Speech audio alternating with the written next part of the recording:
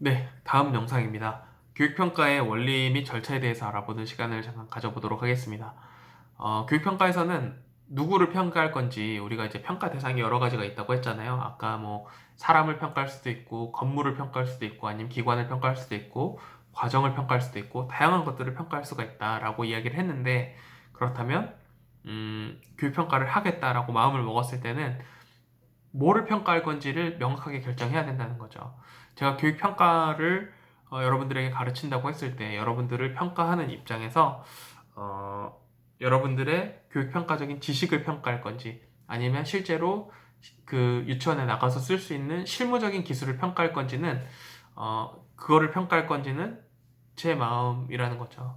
그리고 이거를 명확하게 여러분들에게 알려줘야 하는 것이 이 평가에 꼭 필요한 일이다 하는 거죠. 그래서 그렇게 하려면 여러분 어떻게 해야 될까요? 먼저 교육평가를 떤 식으로 해야 되는지 그 목적을 명확하게 해야 되겠죠. 그래서 평가 방법은 측정해야 할 어떤 특성에 대해서 명확하게 먼저 알고 있어야 돼요. 그리고 평가하는 방법도 단순히 지필 시험만으로 보는 게 아니라 다양한 평가 방법을 동원해서 여러분들을 평가해야 된다는 것이 학계의 정설입니다. 그래서 여러분들 이제 그런 거 보신 적 있으시죠? 제가 이제 여러분들을 평가할 때 이제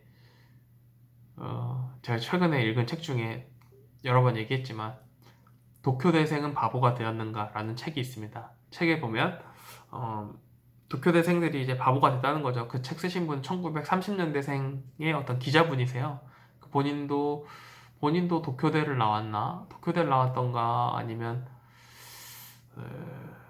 게이오 대학을 나왔던 둘 중에 하나인데 아무튼 그 좋은 대학을 나오신 분인데 자기가 다닐 때보다 학생들이 너무 못하다는 거예요. 거의 바보가 아닌가 싶을 만큼 멍청한 학생들이 많다. 이분이 이제 그런 식의 이야기를 많이 합니다. 근데 여러분 이 이야기를 어디선가 많이 들어보지 않으셨나요? 저는 학교에 있으면서 그런 얘기를 많이 들었습니다. 요즘 애들은 왜 이렇게 공부를 못하는지 모르겠다. 요즘 애들은 왜 이렇게 뭘 모르는지 모르겠다. 물어보면 모르는 게 너무 많다. 상식이 없다. 교양이 없다. 하는 얘기들을 저도 대학 다니면서 많이 들었고, 제가 교수가 돼 보니까 학생들한테 또 그런 얘기를 하는 거죠. 야, 넌 뭐 이것도 모르냐? 뭐 하면서 뭐 그런 얘기를 하는 거죠. 처음에는 그렇게 생각했어요. 개구리 올챙이 쪽 생각 못하고 저런 소리 하고 있다. 아유, 노인네. 아유, 뭐, 이런 표현 하면 안 되기 때문에 자체 검열하겠습니다.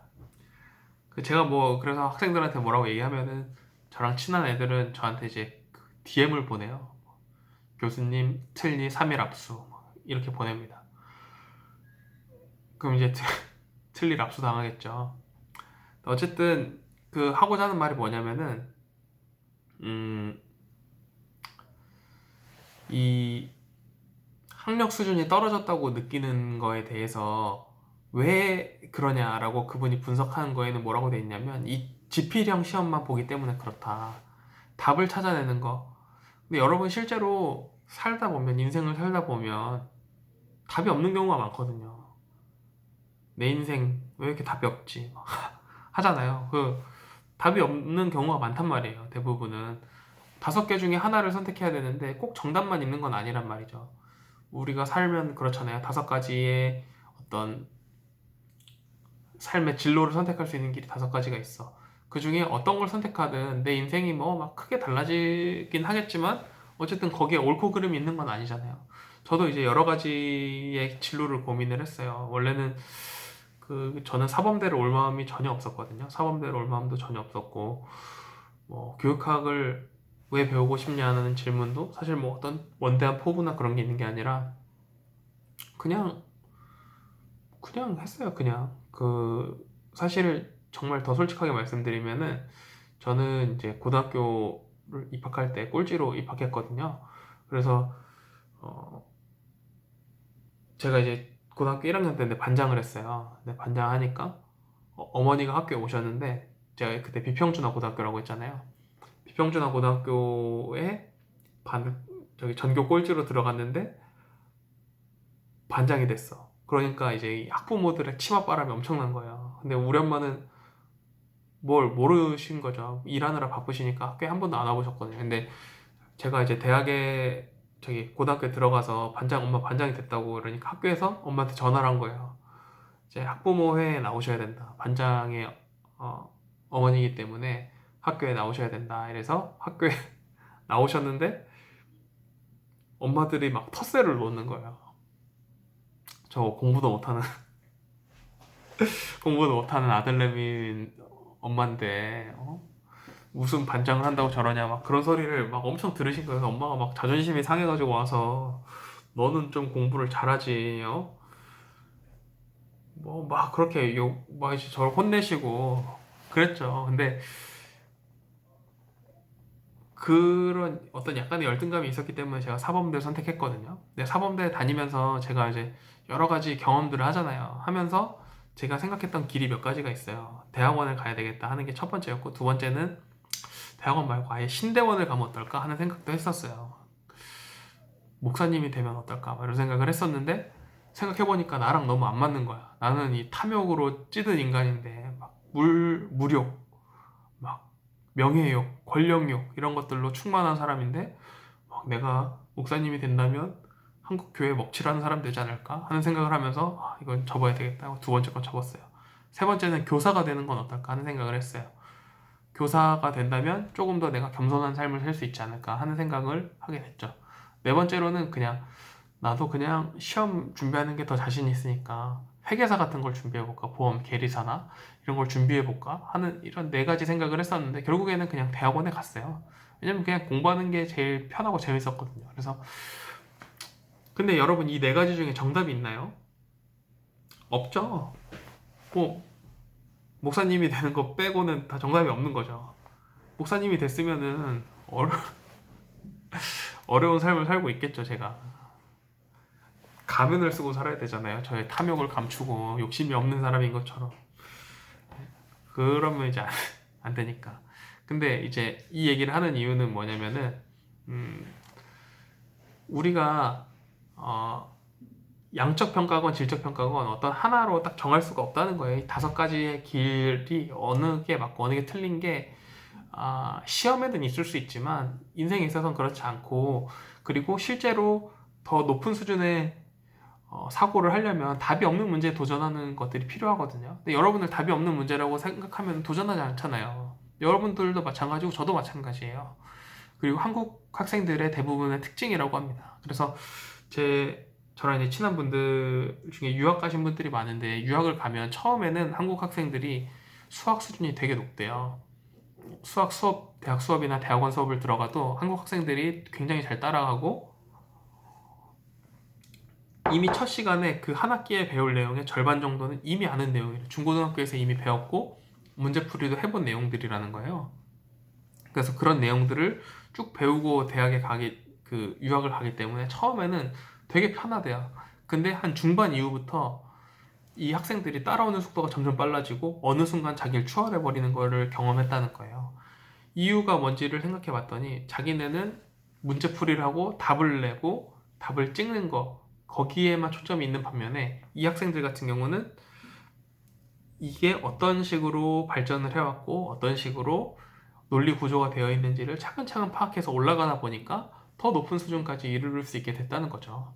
그러니까 이게 조금 다르다는 겁니다. 여러분들을 평가할 때 숫자로만 평가하고 지필로만 평가를 해서는 한계가 있다는 거예요. 그렇기 때문에 어떤 걸 추가해야 됐나? 여러분, 만약에 제가 정약용의 사상은 무엇입니까? 물어봤어요. 그러면은 뭐죠? 이기, 이발, 승지 아무튼 그거 있잖아요. 무슨 이원론 그죠? 그런 거를 딱 말할 수 있는데 그게 뭐야? 설명해 봐르면 설명 잘 못하는 경우가 많잖아요. 제가 여러분들한테 교육평가가 뭡니까? 교육평가 원리에 대해서 설명해 보세요 라고 하면 여러분들이 외운 거를 딱딱 말할 수 있겠죠. 근데 조금 지나면 다 까먹죠. 왜냐? 여러분들이 딱 그 단어로만 암기했기 때문에. 그래서 이런 것들이 좋지 않다는 거죠. 그래서 평가를 조금 더 종합적으로 할 필요가 있다. 예를 들면 구술 시험을 보는 경우가 있어요. 오럴 테스트라고 하죠. 그래서 만약에 제가 여러분들한테 오럴 테스트를 하면 좋은 점이 뭐냐면 여러분들의 수준에 맞게 질문을 할 수가 있어요. 수학으로 치면은 뭐 등비수열이 뭐야? 이렇게 물어봤어. 그러면은 등비수열은 일정한 수가 곱해져서 쭉 나가는 게 등비수열입니다. 이렇게 대답을 할 수가 있겠죠. 그럼 등비수열의 합은 어떻게 구하지? 라고 제가 물어볼 수 있겠죠. 등비수열의 합은 공식을 딱 말하겠죠. 어떤 학생들은 R-1분의 A 곱하기 R의 N승 마이너스 1입니다. 이렇게 대답할 수 있겠죠. 그러면 제가 또 질문할 수가 있어요. 그 공식은 어떻게 유도할 수가 있니? 라고 물어볼 수가 있겠죠. 그러면 거기에 대답한 학생도 있고 못한 학생도 있겠죠. 그러면 제가 또 질문할 수가 있죠. 그러면 만약에 등비수열의 합을 극한으로 보내면 어떻게 되니? 무한 등비급수는 어떻게 계산하니? 무한 등비급수는 왜 이렇게 되니? 제가 막 따져서 물을 수가 있겠죠. 그러면 여러분들이 다 하나씩 대답하고 제가 이제 그런 이야기들 나누다 보면 아 얘는 정말 많은 걸 알고 있고 내가 가르치려고 하는 거 이상의 수준을 이미 알고 있구나 하는 것들을 알 수도 있고 아 얘는 아예 기본이 안 됐구나 하는 것도 알 수 있겠죠. 그래서 양쪽을 다 알 수 있다는 거예요. 그래서 구술 시험을 하면은 그런 점이 장점이라는 거죠. 그래서 여러 평가 방법을 적절하게 그리고 서로 섞어서 장단점을 상쇄시켜가면서 평가를 구성할 필요가 있다.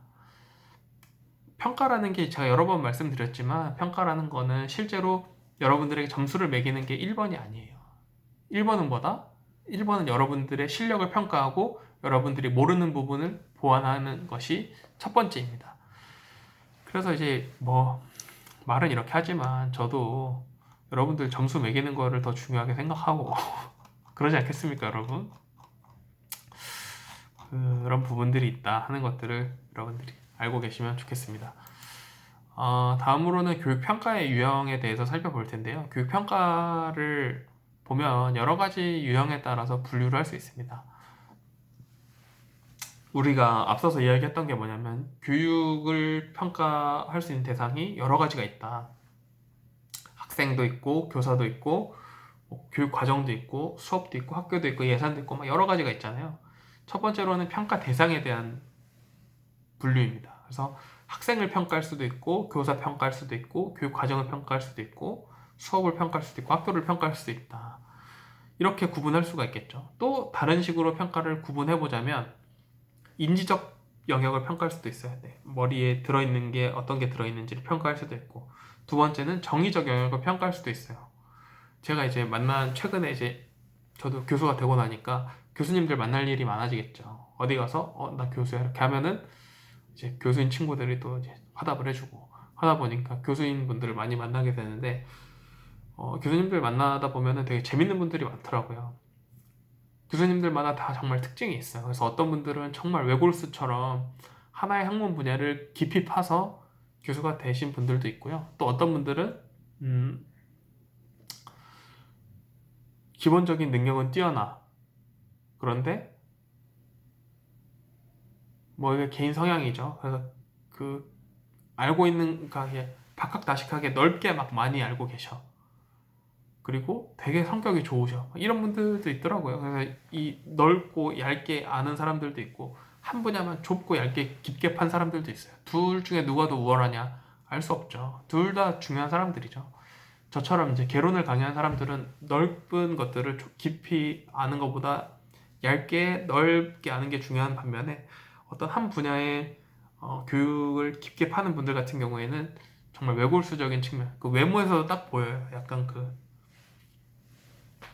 광기 어린 학자 같은 그런 모습들 보실 수도 있겠죠. 그러니까 이 평가 대상에 따라 그 평가 영역에 따라서 생각을 해보면 그렇다는 거죠. 그러니까 이분들 같은 경우에 보통 이제 제가 느끼기에는 인지적 영역에서는 거의 비슷해요. 인지적 영역에서는 이분도 아는 게 많고 저도 아는 게 많겠죠. 저는 이렇게 아는 거고 요거를 이렇게 세우면은 이분은 깊게 아는 거고 넓게 아는 거고 그 차이가 있는 거지. 아는 지식의 양은 거의 비슷하다는 거죠. 근데 다만 정의적 영역에서는 차이가 있을 수 있겠죠. 정의적 영역이라는 거는 우리가 앞에서도 설명드렸지만 흥미나 호기심 아니면 어떤 사람들을 대하는 태도나 어떤 뭐 관심 이런 것들이 모두 정의적 영역에 포함이 됩니다. 그래서 보통 이 한 분야를 깊게 연구하신 분들은 외골수적인 부분들이 약간 있겠죠. 그러다 보니까 약간 막 대화를 하다 보면은 무슨 소리 하는 거지? 막 되게 막 괴팍하다 이런 생각을 하게 만드는 분들도 있습니다. 저도 이제 괴팍한 편에 속하죠. 제 친구들이 이제 저를 보면 약간 이상하다 그런 얘기를 많이 합니다. 신동적 영역을 평가할 수도 있겠죠. 그 정의적 영역에서 다 이제 막 좋아. 근데 심동적 영역, 신체 능력이 떨어져. 막 똑바로 뭐 달리기를 제대로 못하거나 아니면은 뭐 제가 이 부분을 언제 느꼈냐면 저는 이제 학교 다니면서 딱 이 외모에서도 보이지만 학교 다닐 때 모범생은 아니고 아무튼 학교 다닐 때 선생님 말을 잘 듣는 케이스였거든요. 그러니까 시키는 거 하고 안 시키는 거 안 하고 약간 그런 케이스였어요. 근데 이제 학교 다닐 때 맞기는 많이 맞았죠. 까불어가지고. 근데 어쨌든 그 학교 다닐 때 항상 이제 공부도 좀 잘하고 막 하니까 선생님들이 많이 이뻐해주고 대학 다니면서도 한 번도 사람들한테 막 무시당해 본 적이 별로 없어요. 뭐 누가 무시하겠어. 그 무시하는 사람이 교양 없는 사람이지. 안 그래요?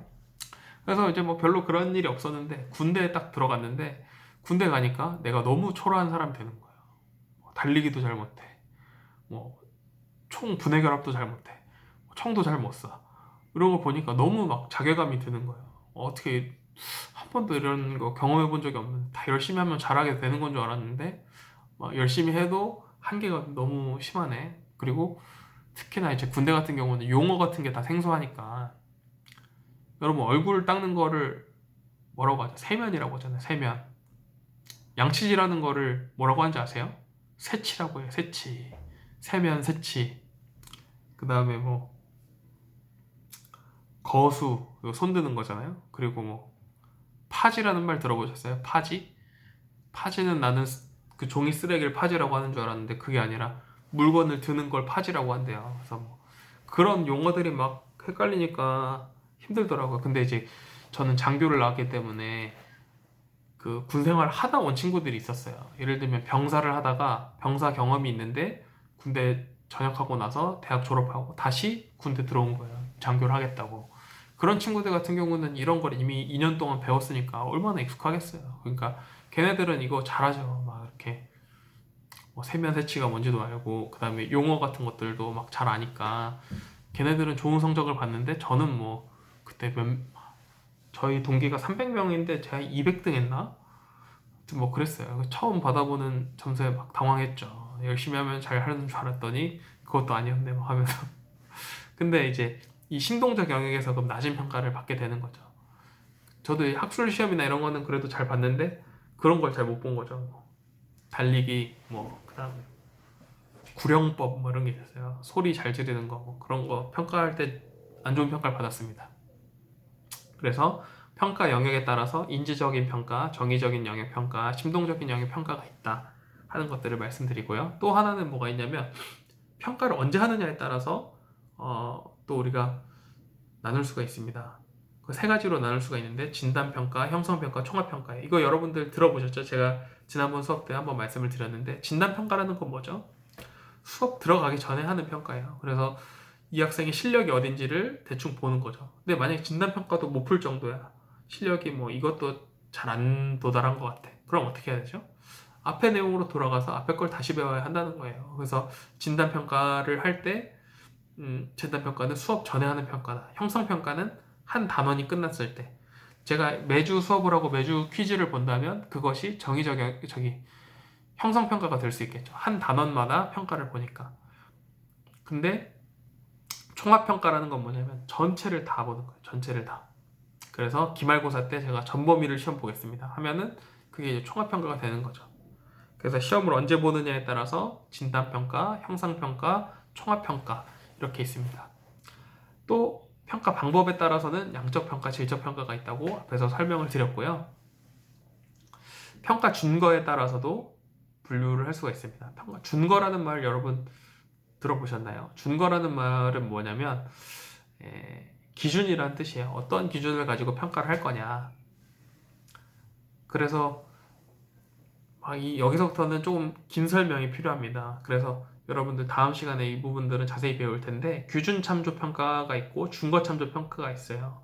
그래서 옆 사람이랑 비교를 해서 내가 얼마나 잘했는지를 평가할 거냐 아니면 어떤 일정한 수준을 정해놓고 그 수준을 뛰어넘으면 잘했다고 평가할 거냐 하는 부분을 나누는 것이 규준 참조 평가와 준거 참조 평가입니다. 능력 참조 평가라는 것도 있어요. 이 사람의 실제 능력이 어디에 있는가. 또 성장 참조 평가라는 게 있는데 이 사람이 처음엔 어디였는데 나중엔 어디가 됐는가 하는 것들을 평가하는 것도 있고요. 아니면 이 사람의 어떤 퍼포먼스를 평가하는 게 아니라 얼마나 노력했는지를 평가할 수도 있습니다. 그걸 노력 참조 평가라고 하기도 하죠. 또 평가 시간에 따라서도 분류를 할 수가 있는데요. 평가 시간에 따라서 분류를 하게 되면 속도 평가와 역량 평가로 나누어집니다. 속도 평가와 역량 평가로 나누어 보면 이런 거죠. 속도 평가는 뭐냐면 얼마나 빨리 할 수 있느냐를 검사하는 거죠. 예를 들면 뭐가 있을까요? 여러분 워드 프로세스 시험 보신 적 있으세요? 시험 보시면은 거기서 이제 타자를 얼마나 빨리 치느냐 그거가 중요하죠. 그래서 1분에 몇 타를 치느냐를 기준으로 평가를 받는 거죠. 속도 평가의 반대가 이제 역량 평가라고 볼 수가 있고 반대는 아니고 이제 나눈다면 이렇게 나눌 수 있다는 거죠. 역량 평가는 천천히 하더라도 딱 이걸 할 수 있느냐 없느냐를 보는 거죠. 그래서 만약에 여러분 역량 평가를 평가 시간에 따라서 구분한다고 하면 역량 평가는 실제로 이걸 할 수 있느냐 없느냐를 나누는 거예요. 의사 선생님이 막 꼬매는 거를 할 수 있느냐 없느냐. 저는 꼬맬 수 있을까요 없을까요 여러분? 뭐 꼬맬 수가 있겠죠. 근데 어떻게 꼬매시느냐가 문제겠죠. 저처럼 꼬매면 안 되겠죠. 뭐 그런 부분들을 나누는 것이 이제 그 평가 시간에 따른 분류다. 그리고 어떤 걸로 평가를 보느냐에 따라서 나누어질 수도 있어요. 그래서 지필 평가냐 아니면 수행 평가냐 아니면 컴퓨터 활용 평가냐 이렇게 세 가지로 나누어지기도 합니다. 더 다양하게 나눌 수도 있겠죠. 뭐 컴퓨터 활용 평가, 뭐 기구 활용 평가 여러 개로 나눌 수 있지만 대표적으로 그렇다. 컴퓨터 활용 평가의 대표적인 게 뭐가 있을까요, 여러분? 아까 말씀드렸던 워드 프로세스 실기 아니면 여러분 토익 시험 보신 적 있으시죠? 토익 시험은 우리가 지필로 보잖아요. 근데 토익 시험보다 조금 더 난이도가 있는 토플 시험 같은 경우에는 컴퓨터로 보게 됩니다. 토플 시험 같은 경우는 크게 네 가지 파트로 나뉘어져 있어서 읽기, 듣기, 쓰기, 말하기 네 가지를 전부 보거든요. 그래서 쓰기 같은 경우는 이걸로 타이핑을 하고 말하기는 여기서 어떤 구문이 나오면은 듣고 녹음해서 보내면 거기서 채점을 해주고 이런 식으로 평가가 있을 수 있겠죠. 그리고 평가의 심리적인 부담에 따라서도 나눌 수가 있어요. 그래서 크게 두 가지로 뭐 고부담 평가가 있고 저부담 평가가 있다 이렇게 나누는데 저부담 평가는 뭐 예를 들면 그런 거 쪽지 시험 같은 거 별로 부담 없잖아요. 쪽지 시험 같은 건 저부담 평가고 고부담 평가는 뭐가 있을까요?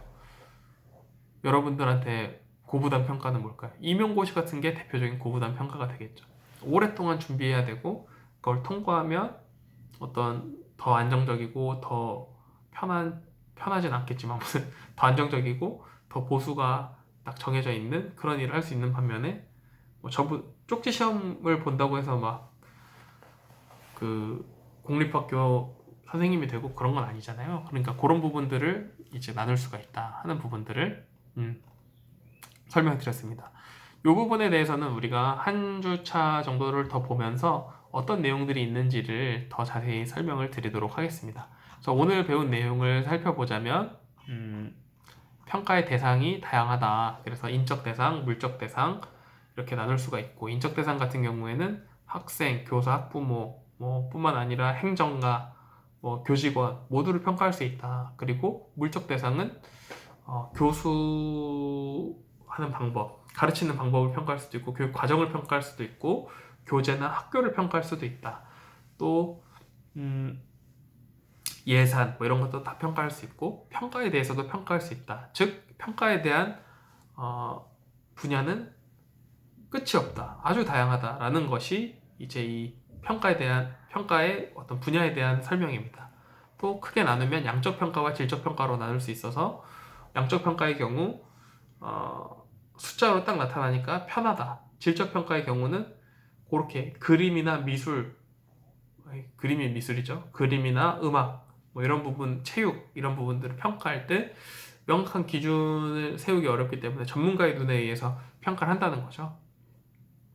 그런 부분들, 그래서 양적 평가와 질적 평가가 상호 보완적으로 이루어져야 한다라는 부분들을 설명드렸습니다. 또 교육 평가의 원리에 대해서도 설명을 드렸는데 먼저 뭘 측정할 건지, 어떤 목적을 가지고 측정할 건지에 대해서 정해야만 평가를 잘할 수가 있다. 그리고 종합적인 평가를 하기 위해서는 평가 방법을 다양하게 가져가야 한다. 라는 부분들을 설명드렸습니다. 그리고 교육평가의 유형에는 뭐 다양한 분류가 있다. 그래서 뭐 규준 참조 평가도 있고 중과 참조 평가도 있고 노력 참조 평가도 있고 다양한 평가 기준들이 있다라는 것들을 설명을 드렸습니다. 여러분들 오늘 수업은 여기까지 하고 또 하루빨리 개강해서 오프라인으로 만나는 날이 왔으면 좋겠습니다. 여러분 감사합니다.